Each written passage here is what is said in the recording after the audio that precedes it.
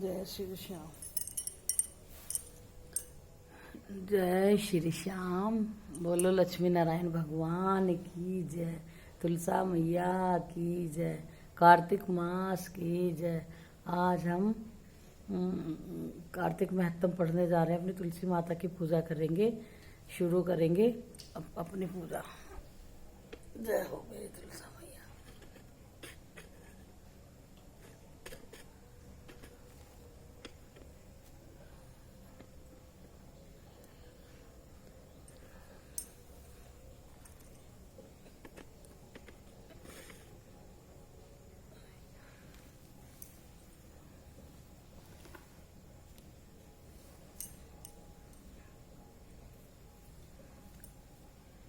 जय हो मेरी तुलसा। मेरी तुलसा साइड नहीं बैठ रहा।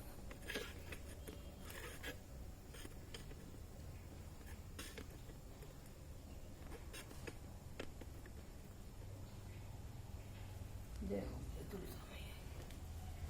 ये मेरा बाल गोपाल है।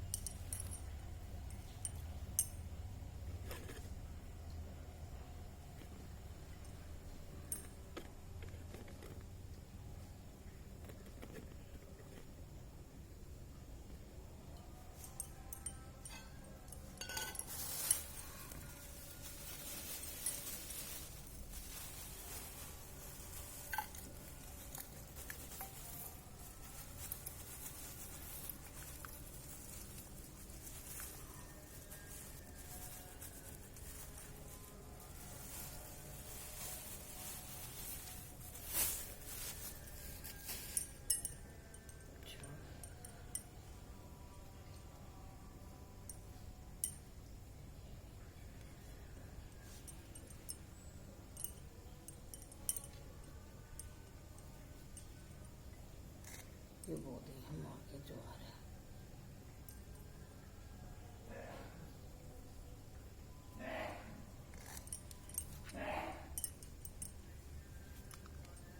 ये हमने अपनी मैया के ज्वारे बो दिए हैं। अब हम अपनी पूजा करेंगे। माँ की पटवारी बना दिए और माँ की पटवारी बनने के बाद अब हम करेंगे अपनी पूजा। जय हो मेरी पटवारी मैया की।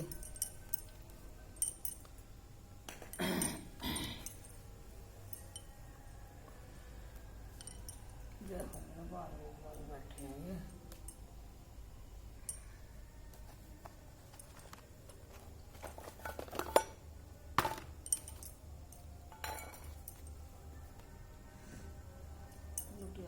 जल रखा है।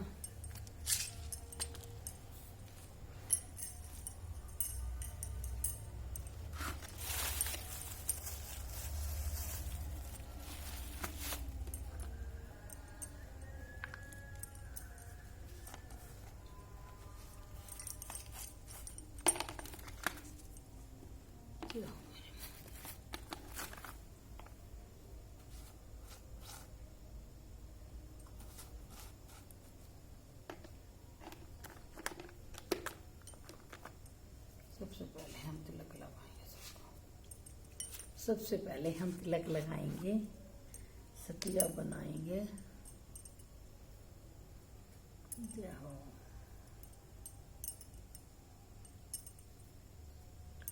जय हो मेरी माता रानी की।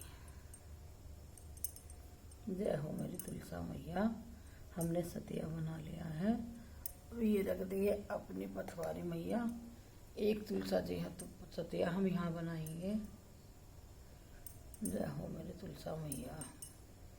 ये मेरे कार्तिक मास की जय हो। तुलसा मैया की जय हो। जय हो मेरी तुलसा मैया। विष्णु भगवान की जय हो। लक्ष्मी मैया की जय हो। सभी देवी देवताओं की जय हो। मेरे खाटू नरेश की जय हो। हारे के सहारे की जय हो। सच्चे दरबार की जय हो। अब हम जला देंगे दीपक। अब हम करेंगे अपनी तुलसा मैया को। जय हो मेरी माता रानी। जय हो। तो फिर रख देंगे टिक्के। जय हो मेरी माता रानी। ये हम अपने लड्डू गोपाल को कर देंगे तिलक। ये हम अपने विष्णु भगवान को कर देंगे। ये हम दीपक को भी तिलक कर देंगे। जय हो मेरी माता रानी। सबकी रक्षा करना मेरी मैया रानी।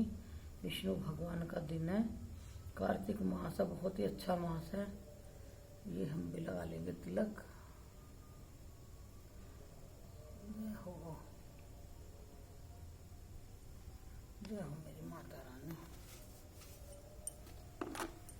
अब चढ़ाएंगे थोड़ा थोड़ा जल। जय हो माता रानी।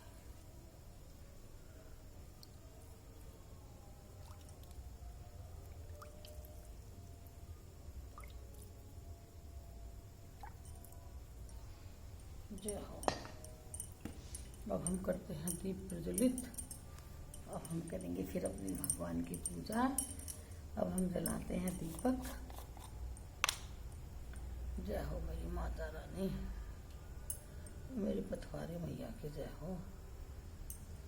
जय हो।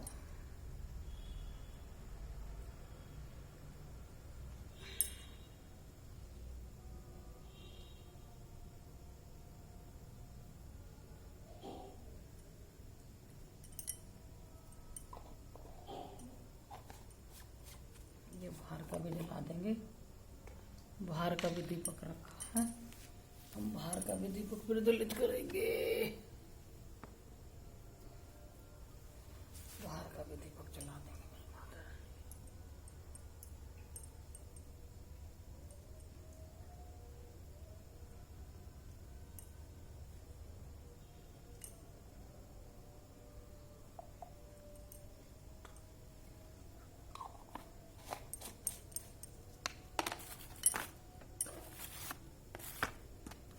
ये अपनी माँ को कलावा चढ़ा देंगे पूजा के लिए। जय हो मेरी माता रानी। ये हम पथवारी मैया को भी चढ़ा देंगे कलावा। जय हो। ये हम दीपक को भी चढ़ा देंगे कलावा। अब हम करते हैं जोत प्रज्वलित। जय हो सच्चे दरबार की, कार्तिक मास की, तुलसी मैया की जय हो। सच्चे दरबार की जय हो। मेरी तुलसी भवानी की जय हो। माता रानी सब पे कृपा करियो मेरी मैया रानी तुम।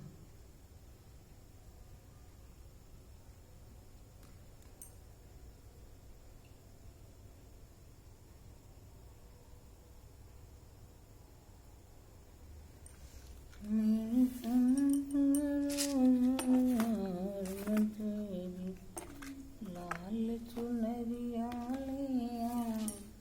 जय हो। दीप दो। जय हो। ये हम बाहर रख देंगे दीपक अपने मेन गेट पर। जय हो।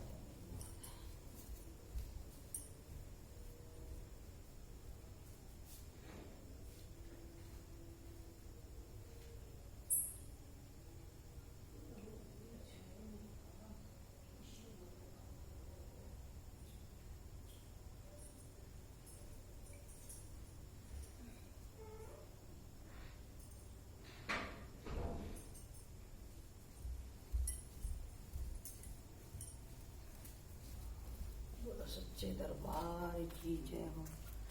मेरे भक्त और भगवान की जय हो। तेरी लाल चुनरिया मेरी विनती सुनो। रास में तेरी लाल चुनरिया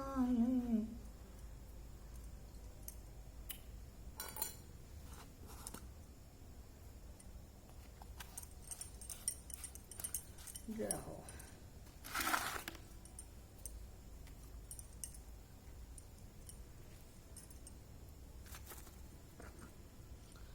माता रानी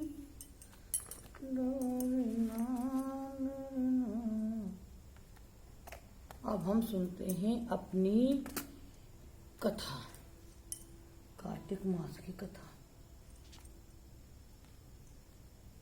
जय हो मेरे बिल्कुल।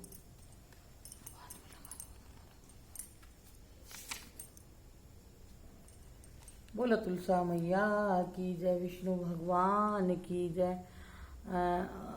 कार्तिक महात्म भाषा पहला अध्याय। नैमिषारण्य तीर्थ में श्री सूत जी महाराज 88,000 शौनकादिक ऋषियों से बोले, अब मैं आपके सामने कार्तिक महात्म की श्रेष्ठ कथा कहता हूँ, जिसे सुनकर मनुष्य सब प्रकार के पापों से छूटकर वैकुंठ को प्राप्त कर लेता है। सूत जी ने कहा, श्री कृष्ण जी से आज्ञा लेकर नारद जी के चले जाने पर सत्यभामा प्रसन्न होकर श्री कृष्ण से बोली, हे नाथ, मेरा जीवन सफल हो गया। मेरे माता पिता भी धन्य हैं, जो आपकी 16,000 रानियों में मैं अत्यधिक प्यारी हुई। मैंने वह कल्प वृक्ष आदि आपके साथ नारद जी को विधि पूर्वक दान में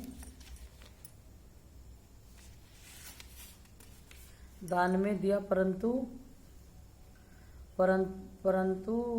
वही कल्पवृक्ष मेरे घर में सदा लहराया करता है, जिसकी बात को मृत्यु लोक में कोई भी स्त्री नहीं जानती। हे स्वामी, अब मैं आपसे पूछना चाहती हूँ, सो विस्तार पूर्वक कहिए, जिसे सुनकर मैं अपने हित कार्य करूँ, जिससे करने से कल्प पर्यंत भी आप मुझसे विमुख ना हो। सूत जी कहने लगे, सत्यभामा के ऐसे वचनों को सुनकर श्री कृष्ण जी हंसते हुए सत्यभामा की बाँह पकड़कर कल्प वृक्ष के नीचे गए और बोले, हे प्रिय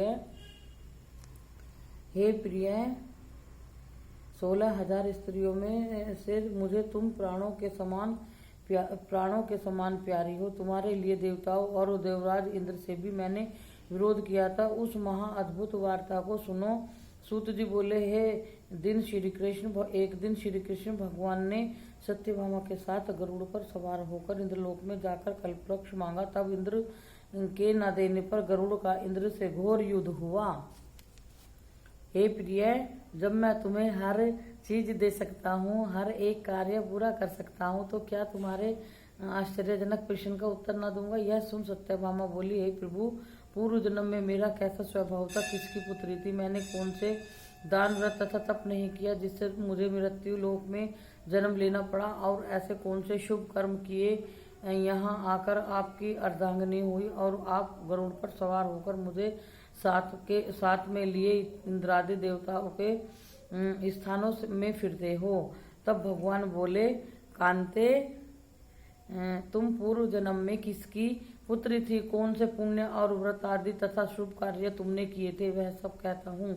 पूर्व समय में सतयुग के अंत में मायापुरी अत्रि गोत्र में वेदों और यज्ञों का जानने वाला देव शर्मा नाम का ब्राह्मण रहता था। वह रोज अतिथियों की सेवक, हवन और सूर्य भगवान की पूजा किया करता था। इसलिए सूर्य को 13 तेजस्वी तथा उस 13 तेजस्वी सूर्य जैसे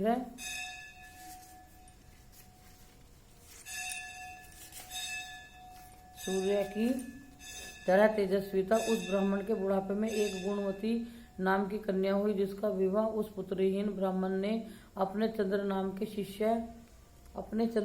शिष्य के साथ कर दिया, और वे दोनों पिता पुत्री की तरह रहने लगे। एक समय के वे दोनों कुशा और शमीधा लेने के लिए वन में हिमाचल की तलहटी में पहुंचे तो उन्होंने एक राक्षस को अपनी तरफ आते देखा, जिसके भय से उनके शरीर शिथिल हो गए और उनमें भागने की शक्ति भी नहीं रही।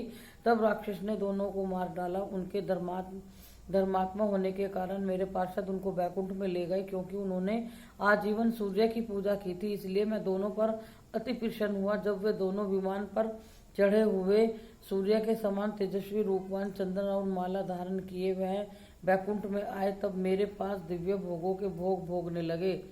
बोलो विष्णु भगवान की जय, लक्ष्मी मैया की जय, तुलसा मैया की जय। दूसरा अध्याय।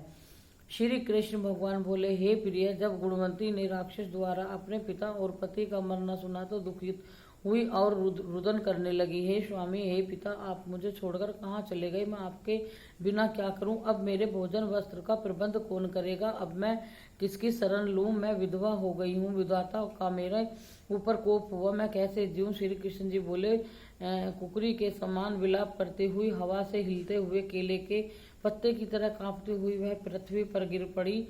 थोड़ी देर में सावधान होने पर फिर विलाप करने लगी और शोक समुद्र में डूब गई। उस गुणवती ने घर की सभी वस्तुएं बेचकर कथा विधि से अपने पति की पारलौकिक क्रिया की और उसी नगरी में विष्णु भगवान की भक्ति में तत्पर होकर इंद्रियों को वश में कर शांति से रहने लगी और मरण तक एकादशी और कार्तिक मास के व्रत आदि करती रही। हे प्रिय, यह दोनों व्रत मुझे अत्यंत प्यारे हैं, जिसके करने से भोग और मोक्ष की प्राप्ति होती है, पुत्र और संपत्ति मिलती है। कार्तिक की तुला राशि पर सूर्य निकलने पर महापापियों जो भी प्रातः काल स्नान करते हैं वे भी मुक्ति को प्राप्त होते हैं। जो मनुष्य स्नान, जागरण, दीपदान और तुलसी का पालन करते हैं वे विष्णु के रूप है। विष्णु भगवान के मंदिर में झाड़ना, सतिया काटना तथा विष्णु की पूजा आदि का कार्य जो मनुष्य करते हैं वह जीवन मुक्त होते हैं। इस प्रकार वह गुणवंती हरेक वर्ष कार्तिक व्रत और विष्णु भगवान का नित्य ही पूजन करती रही। एक समय वृद्धावस्था के कारण दुर्बल होने से रोग और ज्वर से पीड़ित होने पर भी गंगा स्नान को गई। जो ही पानी में उतरी जाड़े के मारे कांपने लगी। उसी समय गुणवंती ने आकाश से आता हुआ विमान देखा। शंख, चक्र, गदा, पद्म आदि आयुधों को लिए हुए विष्णु के रूप धारण करने वाले पार्षद गरुड़ की ध्वजा वाले अप्सराओं से युक्त ऐसे विमान में बिठाकर बैकुंठ को ले गए। प्रदीप्ति अग्नि के समान कीर्ति वाली गुणवंती विमान में बैठी हुई कार्तिक व्रत के प्रभाव से मेरे पास आ गई। जब ब्रह्मादि देवताओं की प्रार्थना से भी मैं पृथ्वी पर आया तब वे गण भी मेरे साथ आए। हे भामिनी, यह सब यादव मेरे गण हैं और तुम्हारे पिता देव शर्मा भी इस जन्म में सत्राजित हुए और तुम्हारे पति चंद्र शर्मा इस जन्म में अक्रूर हैं। और हे देवी, तुम वही गुणवती हो जो कार्तिक के स्नान के प्रभाव से मेरे लिए अत्य प्रिय हो। तुमने तो मेरे मन मंदिर के सामने तुलसी का बगीचा लगाया, उसी के यह कल्पवृक्ष तुम्हारे आंगन में है। कार्तिक में जो पहले तुमने दीपदान किए हैं उसी फल से तुम्हारी सुंदर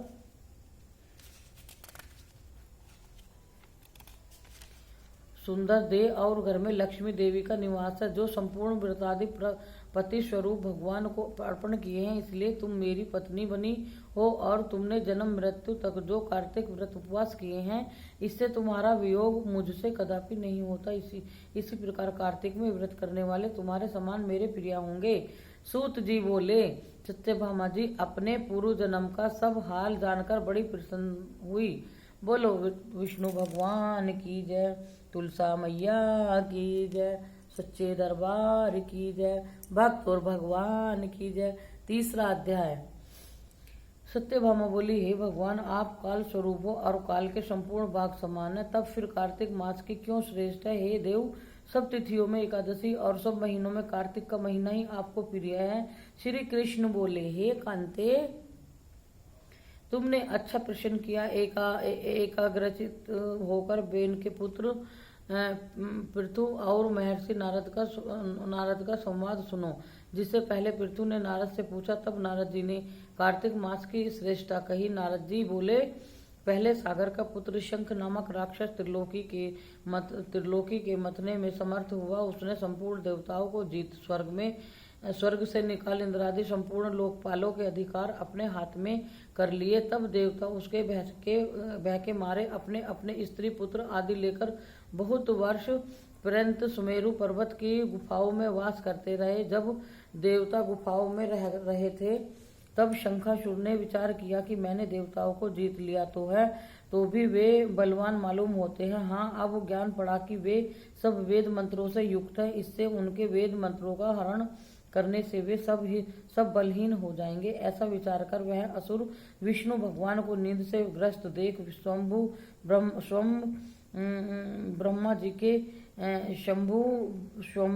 ब्रह्मा जी के लोक में जाकर वहां से वेदों को निकालकर चलने को तत्पर हुआ। तब वे उसके भय के मारे यज्ञ के मंत्र और बीजों को समेत जल में प्रवेश कर गए समेत जल में प्रवेश कर गए, तब तो वह शंखासुर भी उन्हें ढूंढता हुआ समुद्र के भीतर विचरने लगा, परंतु वे वेद एक स्थान पर कहीं भी प्राप्त न हुए। पीछे से ब्रह्मा जी सब देवताओं को संग ले और पूजा की सब सामग्री इकट्ठी कर वैकुंठ में विष्णु भगवान की शरण में गए। वहां उनके जगाने के निमित्त सब देवता गाने बजाने लगे और गंध धूप बार बार देने लगे। उनकी भक्ति से संतुष्ट होकर भगवान ने नेत्र खोले। तब सब देवताओं ने विष्णु भगवान के दर्शन किए और पोषोपचार से पूजा करके दंडवत पृथ्वी पर गिर पड़े। तब तो माधव भगवान उनसे कहने लगे, हे देवगण, मैं तुम्हारे भजन कीर्तन आदि कार्यों से प्रसन्न हुआ हूँ। मैं आप लोगों की मनोकामना पूर्ण करूंगा। आश्विन शुक्ल पक्ष की एकादशी से देव उठनी एकादशी तक के पहर भर रात्रि रहे, तब से जो मनुष्य तुम्हारी तरह भजन और कीर्तन करेंगे वे मुझे प्रसन्न कर मुझे प्राप्त करेंगे। शंखासुर जिन वेदों को हर लाया है वे सब जल में स्थित हैं, उन्हें मैं शंखासुर को मारकर लाऊंगा। अब से बीज मंत्र समेत सब वेद प्रतिवर्ष कार्तिक के महीने में सदा जल में निवास करेंगे। मत्स्य रूप धारण कर मैं जल में जाता हूँ। तुम संपूर्ण मुनियों को लेकर संग आओ। इस लोक में से जो अच्छे मनुष्य प्रातःकाल स्नान करते हैं वे निश्चय अक्षत स्नान के फल को प्राप्त होते हैं। जो कार्तिक में सदा व्रत करते हैं उनको हे इंद्र तुम मेरे लोक में पहुंचा दिया करो। हे यम तुम सदा उनकी विघ्नों से रक्षा करते रहो, और हे वरुण तुम उनको पुत्र पौत्र आदि देते रहो। हे कुबेर तुम उनकी धन वृद्धि करो, जिससे यह मेरा रूप धारण कर साक्षात जीवन मुक्त हो जाए। और हे अन्य देवताओं, जो जन्म से मरण तक उन बातों को धारण करते हैं वे तुम्हारे द्वारा भी पूज्य हैं। जैसे तुमने मुझे एकादशी को जगाया है, इसलिए यह तिथि सदा मनाने योग्य है। बोलो विष्णु भगवान की जय, तुलसा मैया की जय, लक्ष्मी मैया की जय, भक्त और भगवान की जय। चौथा अध्याय शुरू करते हैं। नारद जी बोले, ऐसा कहकर विष्णु भगवान मछली रूप धारण कर कश्यप की अंजलि में प्राप्त हुए। उस मछली पर दया करके मुनि ने उनको कमंडल में डाल दिया। जब वह उनमें ना समाई तब कुएं में डाला, कुएं से तालाब में, तालाब से समुद्र में डाली गई। तब मत्स्य रूप पधारी भगवान शंखासुर को मारते हुए और अपने हाथ में दबाकर चद्री वन को गए, और वहां सब ऋषियों को बुलाकर भगवान बोले कि जल के भीतर वेद निमग्न हो गए हैं, तुम उन्हें ढूंढो और शीघ्रता पूर्वक जल में से निकालकर रहस्य समेत ले आओ। तब तक मैं सब देवताओं समेत प्रयाग में निवास करूंगा। बोलो सच्चे दरबार की जय। नारद जी बोले, तब तपोवली उन मुनियों ने बीज और यज्ञ मंत्रों